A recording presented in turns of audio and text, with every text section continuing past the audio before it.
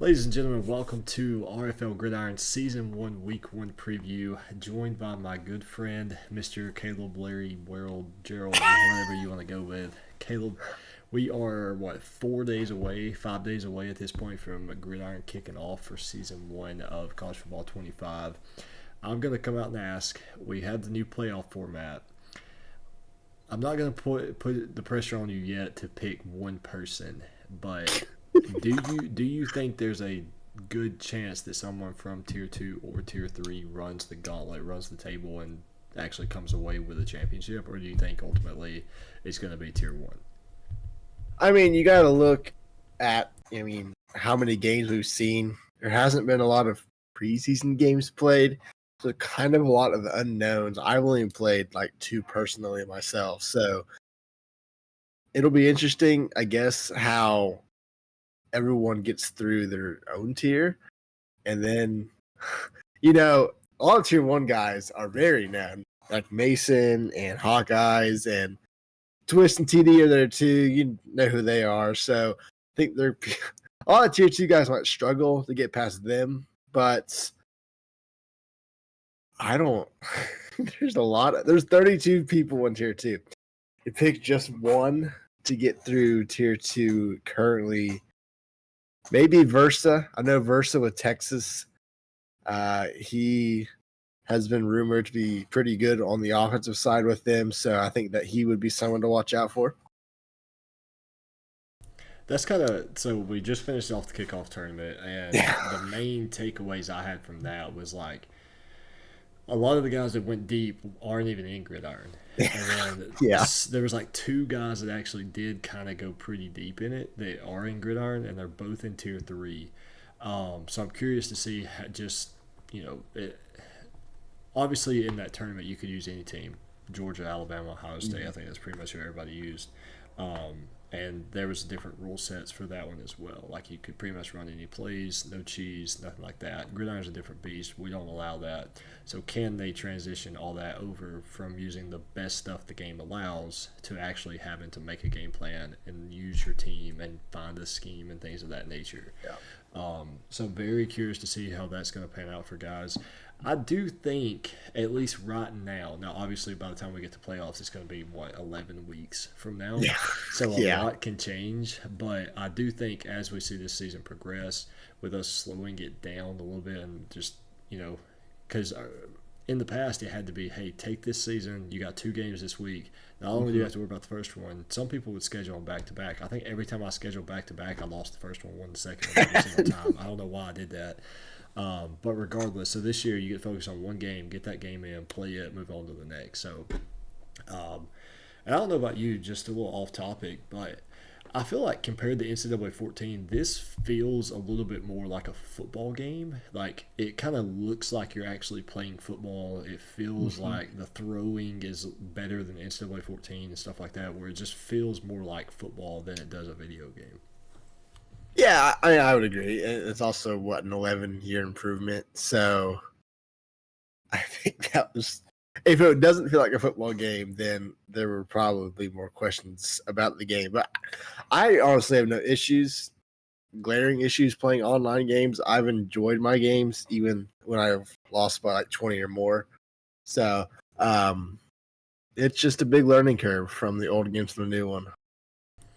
Yeah, absolutely. We've had a couple OGs that are complaining about their experience so far, and I think their time has come and gone. I guess I don't know. Maybe he's gonna have to quit working a little bit and enjoy this weekend on the sticks. So, but regardless, we can hop into tier number 1 and look at their week 1 schedule and kind of talk about some of these games and who might kind of stand out to us. So we'll just start at the top. We got Slayer versus John. Now, to be honest with you, I think this game's kind of going to go 50-50. I kind of lean John just from a defensive standpoint. I think NC State's probably – I'm going to get it pulled up, actually. I think NC State's probably highly rated defensively. Plus, you get Grayson McCall in there as well. So, I'm very curious to see how that one's going to go. I know Auburn's got a lot of young talent. Cam Coleman is an absolute beast. So only time will tell just how good he is and what Slayer is able to accomplish. But right now, I'm too worried about just how good Peyton Thorne is on the game and seeing how Slayer adapts from 14 to this. So I'm going to lean John just because I think he's got the better team. I would agree. I mean, we've seen John in both Gridiron on NCAA 14 and in the RFCL. The defense has really carried both of his teams in that. So I do think John's got a slight edge in this. A lot of Slayer's offense, at least when they ran on NCAA 14, won't be as effective on this game, I don't think, because the defense kind of adjusts more to what he likes to call. So I think that's where I would lean with John. Yeah, absolutely. All right, next up, Twist versus TD. This is one where we know Twist is struggling. He's actually who I was alluding to earlier. So we know Twist is on the struggle bus right now. Um, but as far as TD goes, I don't think he's just been impressive in the games that he's played so far. At least I haven't seen anybody talking about him in the manner that we talked about him on 14. So not to say he's not good or anything, but I don't know enough about him at this point. However, I do know he's probably going to be a guy that's hard to get off the sticks. So I'm going to take experience on 25 going into week one, and I'll take TD over Twist. The thing you got to look at is who TD has on the roster. I think he has 7 receivers with 90 or more speed. So he's got speed. However, Oregon's 9 overall is better. And if you look at comparing offenses, they're 16 overall is better. So I kind of lead to Twist, not because I don't think they're more even. I just think that Oregon has more talent in this one. And I think Twist will figure out a way to defend the constant deep bombs that TD will probably end up throwing. So I think Twist will probably get this one done. Yeah, I'm curious to see how that D line versus O line matchup goes on both sides for Oregon on offense and Oregon on defense. You mentioned the 9 overall better. I think that's mostly going to be in the trenches, and if TD can't overcome that, then it could be a long day. But yeah. Zach versus Monarch. This is another one where Zach, you obviously played him close game. I think you won by 1 score maybe. I think he's just going to have more time on the sticks, more time using his team, more time figuring out what works and what doesn't than Monarch has. I haven't really seen Monarch active in too many things recently. Yeah. So I think I'm leaning Nebraska in this one. I would agree too. And I will say, and Zach can take this however he wants, I wasn't overly impressed with what Zach did against me. I felt like he got too complacent at times and just started to force things when he was really close. And with how the clock runs in this game, you can't really do that. You can't really waste possessions. I ended up, I think I threw away what gauge we counted like 13 points. I missed 2 field goals and from one of the 2. And I won by 7, but Zach had like a Hail Mary with 20 seconds left. So the score was definitely close to what the game played out. So I think Zach's going to have to figure out different ways to incorporate his offense because he got too, I don't know, he kept repeating things, and I was able to catch up onto it. And, I was able to start forcing stops against him. So I would lean Zach just because he's got more time and his team is overall better in every category. I think that's where Zach kind of gets a favor. Yeah, absolutely. Nismo versus Jason. This is Jason's first appearance in RFL Gridiron. Now, obviously, we know him from Tulsa and playing with him there. However, I'm not too familiar with Nismo. Now he does have one of the best teams in the game, so that's obviously going to help him.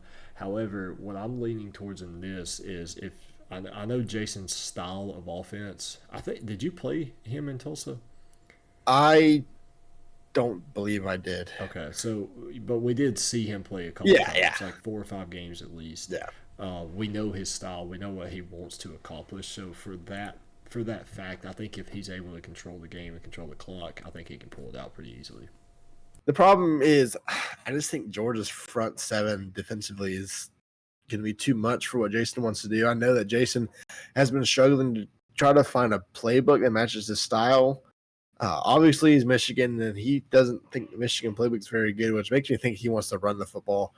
And if he can't establish that against Nismo, who is also pretty good at defense, like we said against John, I think that's where Nismo has the advantage. And I would actually pick Nismo to win this game because of that defensive side, and then all the weapons that Georgia has on the offensive side that would give Michigan's defense, like Brock Bowers. There's not a lot of people in college football that can defend Brock Bowers. And I think Nismo will probably pull this one out in the end. Yeah, and obviously Brock is gone, but whoever that Okay, number 4 well, is, I know who you're I talking thought about. he was on the Number list. 4. Yeah. And the same thing kind of applies to LSU and UCLA with Martin versus Core. Yeah. I know Core struggled last night in the kickoff tournament, but I don't know who the hell Mart is going to have to play with at UCLA. I think that's just a rough roster situation. If he could repick, I think he probably would. I know he's not even going with Garbers at quarterback. He's going with the backup. So Yeah. For that reason, I kind of want to take LSU just for roster situation. Yeah. Like if Mark gets behind 2 scores and has to play catch up, like to where he can't try to control the game, it could be over at that point.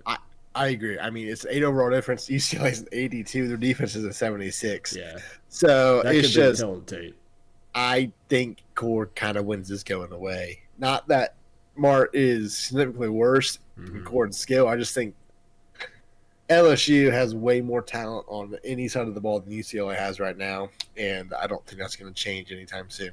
Yeah. I fully see Mart changing teams after this season, and I also fully see Peyton with Iowa changing teams as well. So Iowa versus Kansas. This is I will say Kansas has one of the more underrated rosters with the speed that Kansas has.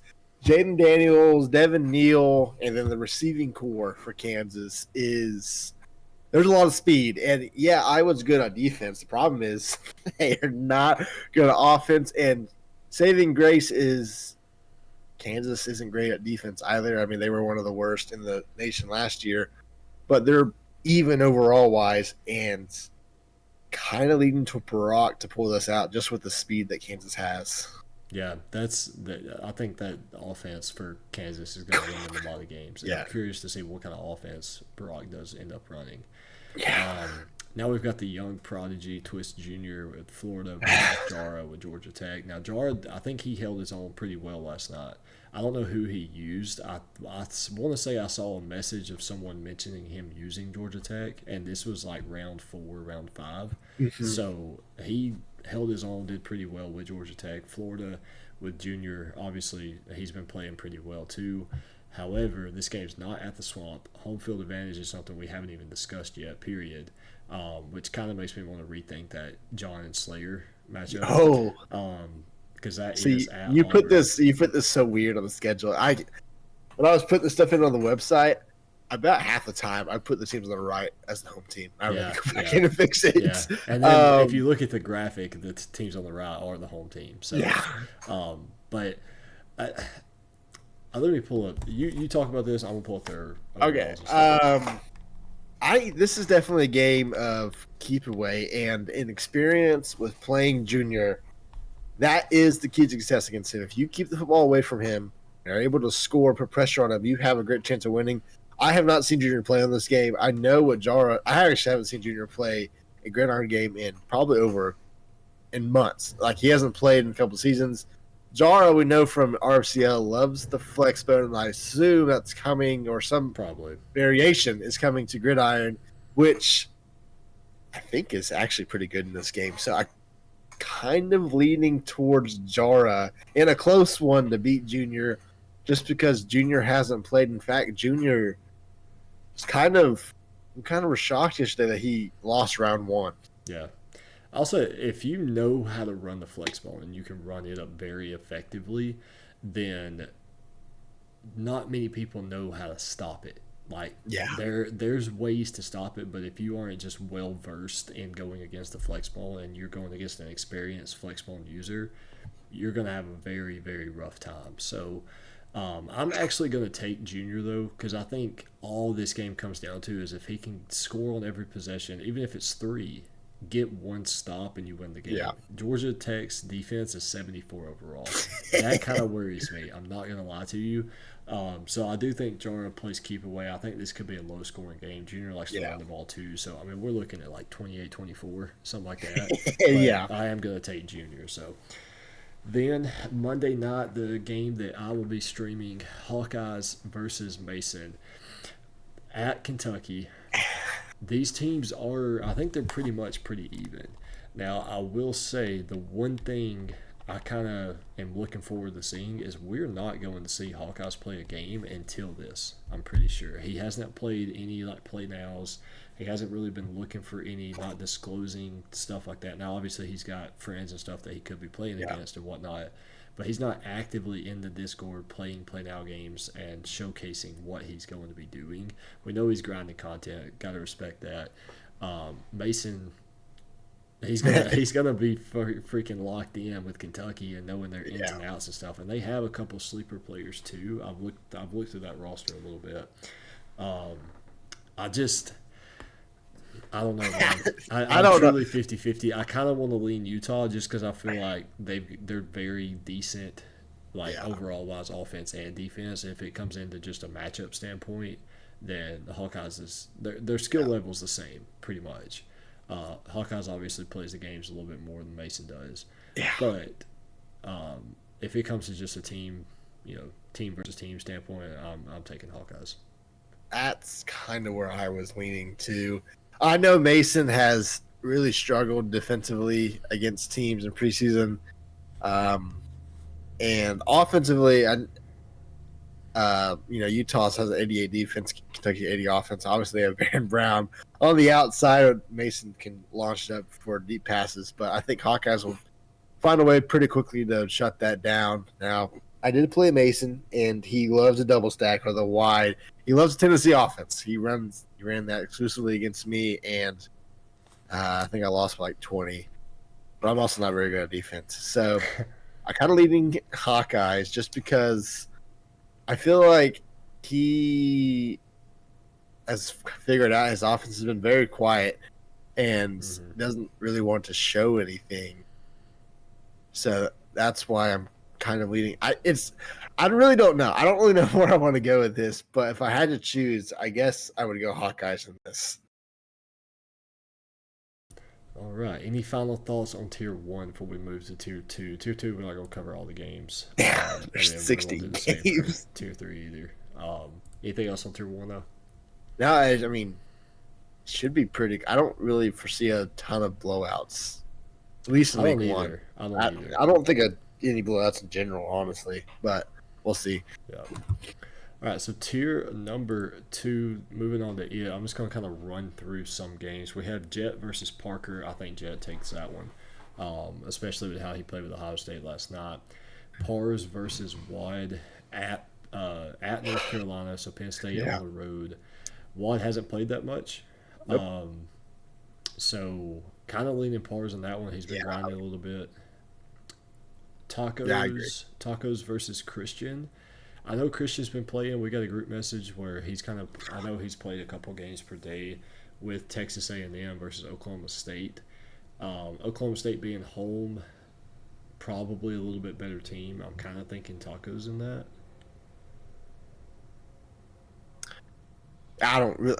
Team-wise, that's all I really know out of this. I actually don't know A&M's overall off the top of my head. Yeah. A&M's technically better, but it's just why 1 point. So I actually haven't seen Tacos play at all, so I don't know if he has been. I assume he is. Yeah, I think he's another one of those like quiet guys. Like he's not showcasing everything, but he's. I just think Ollie Gordon is too good, and OSU will win that one. Yep. Then we've got Florida State versus TCU, so Sneak versus Viking. I don't know how much Vikings have been playing. I don't know if Sneak has been. I don't know. I don't know. But I think Sneak with FSU probably takes that one. Yeah, if we're looking at our straight rosters, Florida State would take that. Yeah. Then we've got me versus you, so we'll skip that one. Yep. Kepler versus Clay. I actually played Clay earlier today. We kind of had a game that was like a lot of things went my way, if you will. I had some unfortunate fumbles, one tip pass that I ended up intercepting and stuff like that. So it was a little bit closer than what I thought it would, or a little bit closer than what I was anticipating. So, or what it should have been, I guess, because of all the stuff that went his way. But regardless, I do think he's got the edge over Kepler. He's another one in that group message with Christian that they're just kind of grinding away with it. Yeah, I mean, Ole Miss's roster is pretty good. I just don't know how much Kepler's been playing. It does take time to get used to your team. I mean, I think I was used OU for the first time against the CPU, and was losing by 28 at one point. It takes a minute. Yeah. Got to figure out what you want to do and how you want to attack. So Yep. if Clay is playing, then I would lean Miami in that one. Yep, absolutely. Then we got Sovin versus Bucky. I don't really know too much about Sovin. I think he lasted in mostly Tier 2 through like Gridiron seasons 11, 12, 13. So not too familiar with his game. I played Bucky the other night. Now, Bucky did beat Twist right before I mercy ruled him in the first half, so I don't know what we're going to get with Bucky. But he is the home team in that one. I'm truly 50-50 on that one. Really don't have a pick. I would, I guess, lean Bucky. I don't really know. I have no idea what Louisville's roster even is. Yeah. I think Oregon State's is okay. Louisville's an 85, but okay, well, never mind. Oregon State's a 79 overall. That's tough. I think I'm leaning Louisville then. Yeah. Just because of roster, I don't really know a lot about either. I didn't get to watch Bucky very much, so I kind of lean Louisville. I respect it. I'm kind of leaning that same way, to be honest with you. So next up, we have Versa versus Blake. This, I think, is going to be a very, very close game.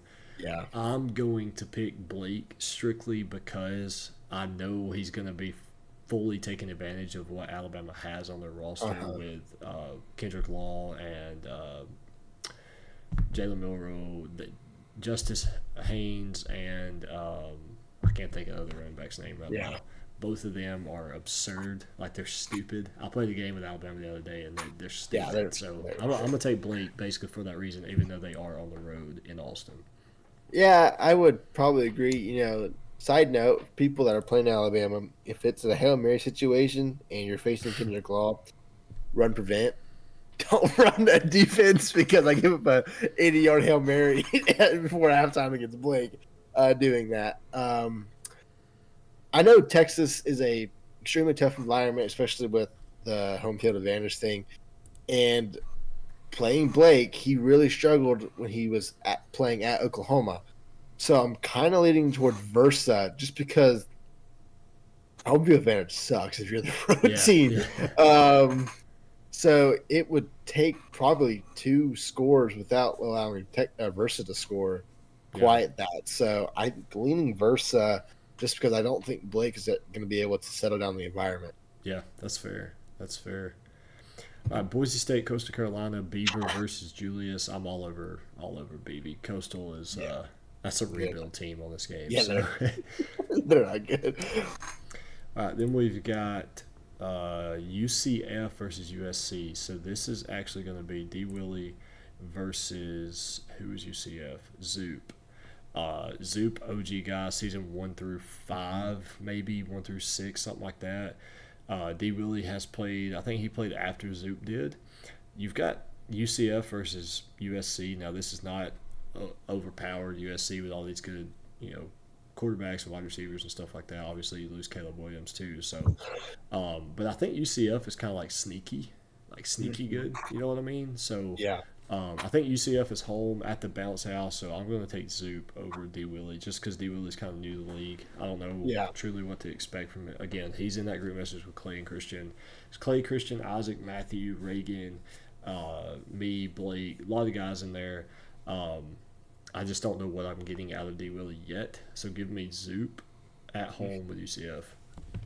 Yeah, I would agree. I mean, rosters are actually kind of similar. USC's only 3 overall is better, so I also kind of think home field advantage will factor into this.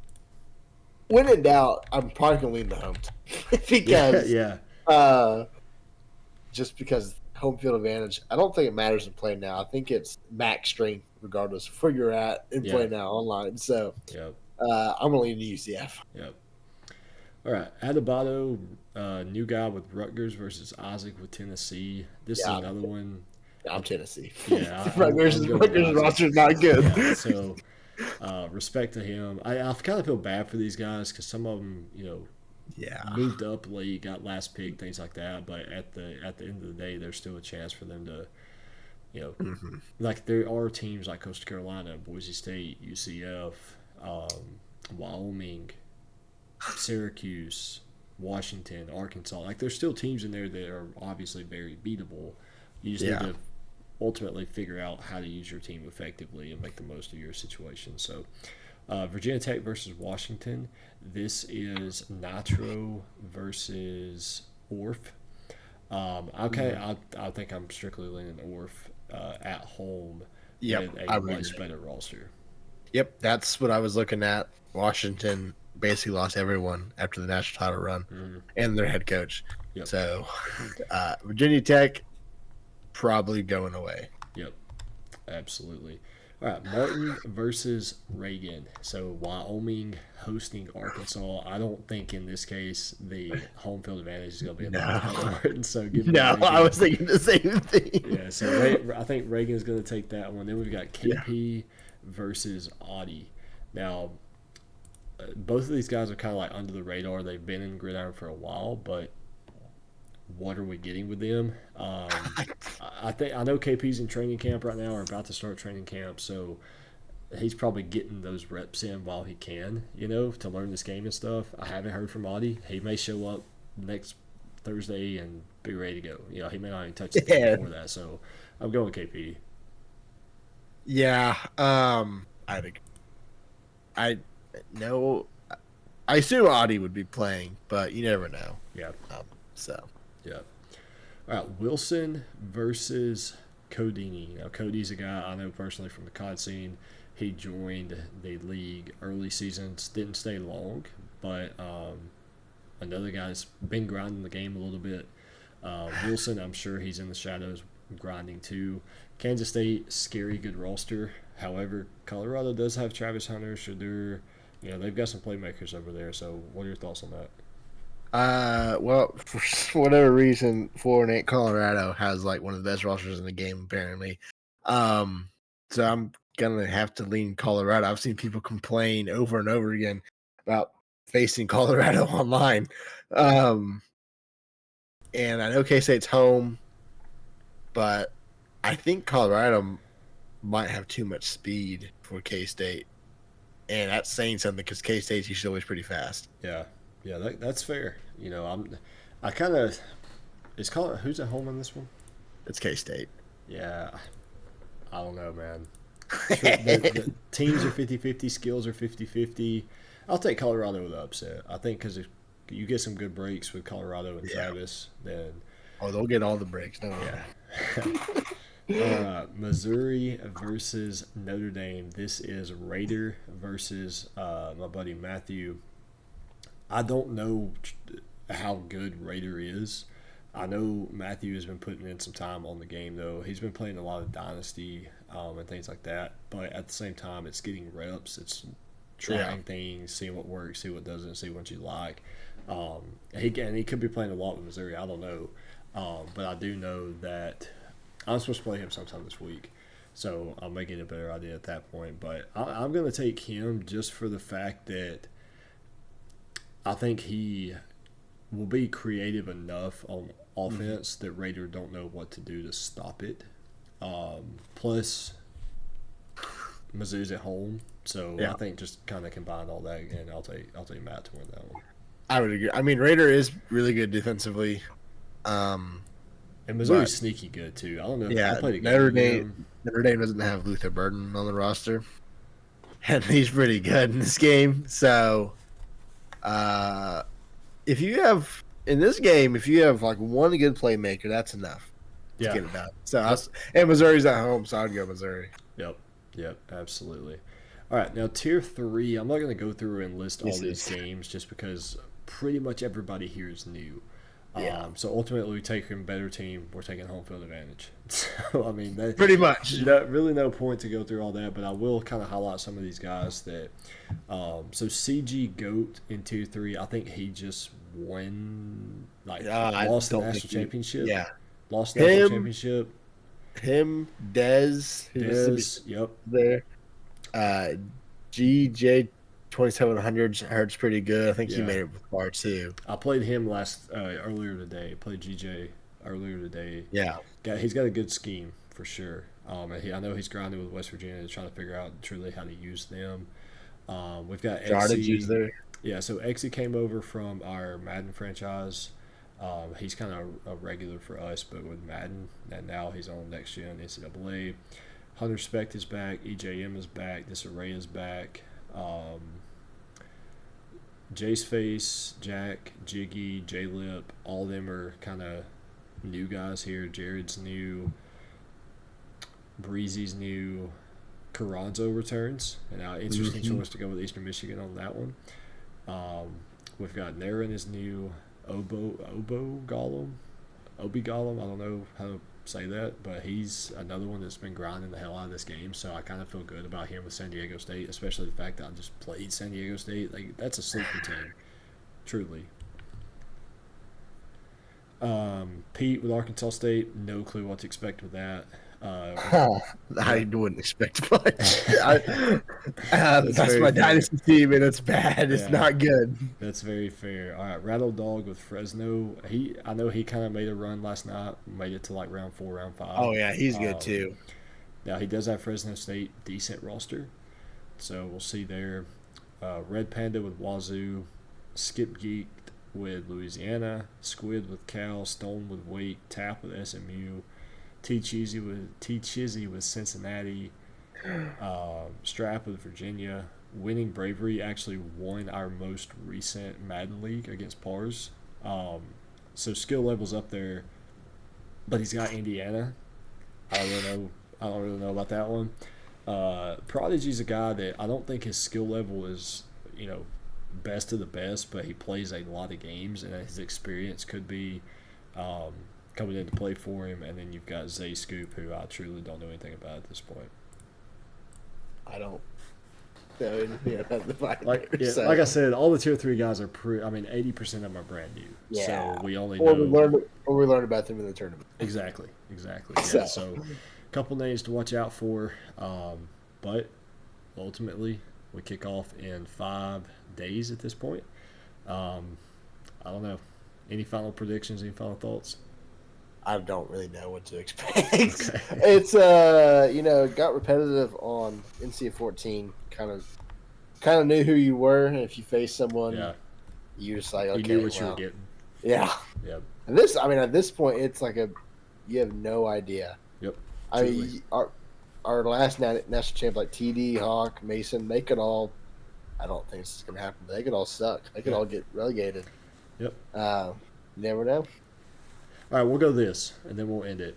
Oh God. The 4 from tier 2. And let's go not including me or you. So don't do yourself and don't do me.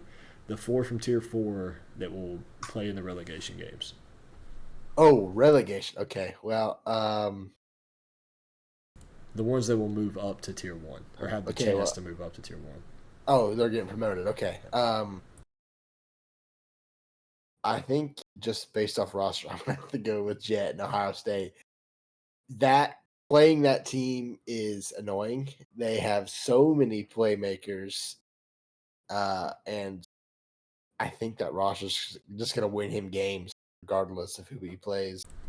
I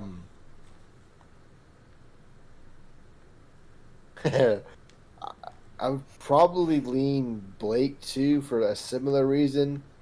Just because, as we said, Kendrick Law's there, Jalen Monroe. Plus, playing at Bama is going to suck for everyone that has to go there. Yeah. So, I feel bad for sneaking week 2. That's his first road game. Have fun. After that, it's really just trying to figure out who's got skill. Pars just beat Mason. Yeah. So, I could see him possibly being close. It just depends. The problem is his division is pretty good. Actually, no, he's in my division. Never mind. Well, you've got Versa in yours too, right? Yeah, Versa's there too, and Versa's probably another one. I think Versa was really good on NC14. He won a lot of conference championships, just never got over the hump in the playoff time. I think he'll be there at the ends, and I think I'm gonna have to go Pars after that. Probably as a sneaking at the 4. I don't see any of the recently added tier 2 up there yet, but I also don't know a lot about people that are there. That's mostly people coming back, or I think some are new. Yeah. So Matthew and D. Willie are new. Most guys are returning. Clay, Christian, Reagan, Isaac. All those guys are coming back. I'm leaning Blake and Versa. Just not necessarily just because of team, but because of a little bit of skill as well. Yeah. I don't really foresee Clay or Christian with Miami being able to land a top 4 spot in tier 2. Then Isaac's a sleeper. I'll be honest with you. I think if he can figure out Tennessee, he could be dangerous because you got to think about their schedules too and who they're playing.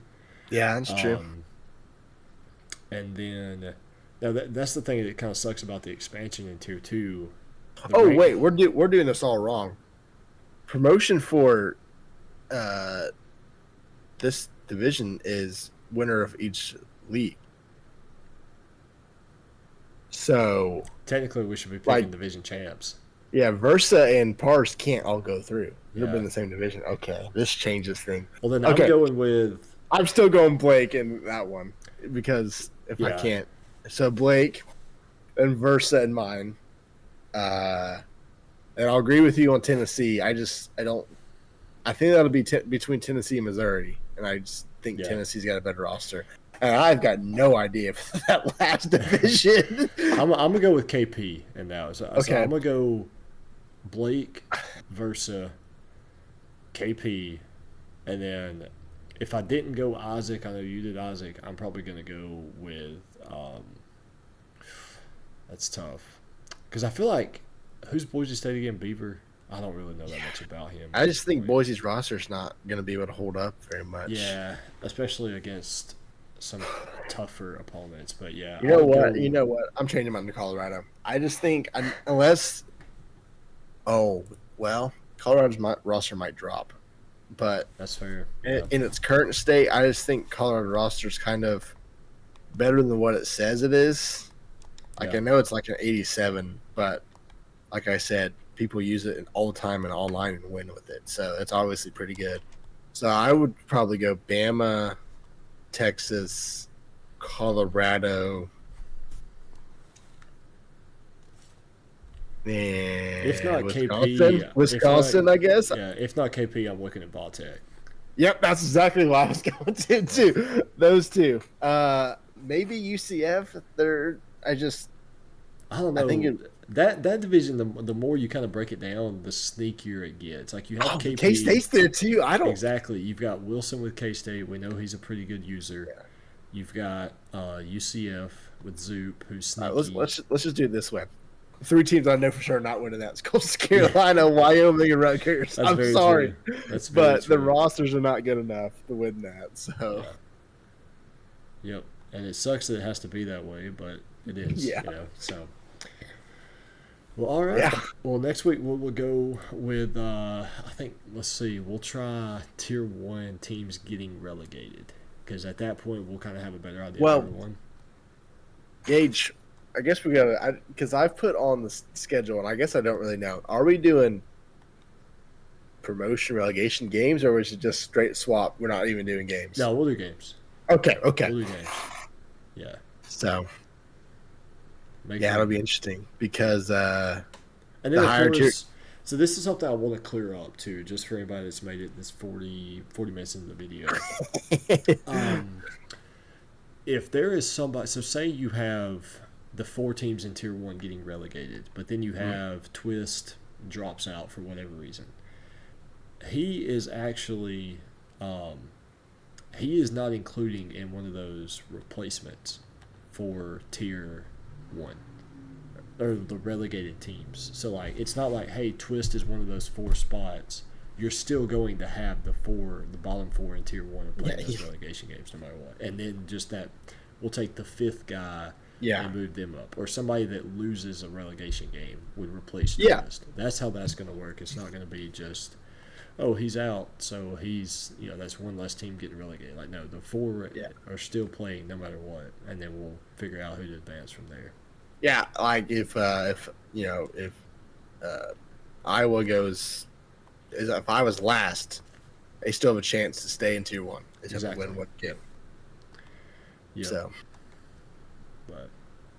well, all right, my man. Well, I'm gonna get this uploaded, and we'll get this posted on Monday morning. So. At that point, we'll only be 3 days away. So, and I'll see you Thursday night. Yeah, I don't know what to expect Thursday. So. It'll be interesting. Listen, sure. I think we've played twice, and both times, I think you throw interceptions to lose it or some sort of interception. So we had the pick 6 off that tip K-State pass, Clemson and then one I came back and scored, went for 2, and didn't get it. That was. We should have fired defense coordinators for that game. That was bad. Yeah, so it's been. I think that's really the last true time we've played against each other. We think we played in the playoffs. Yeah, it's before I got annihilated by Hawkeyes. Yeah. But it'll be interesting, and I look forward to it. Yep, me too.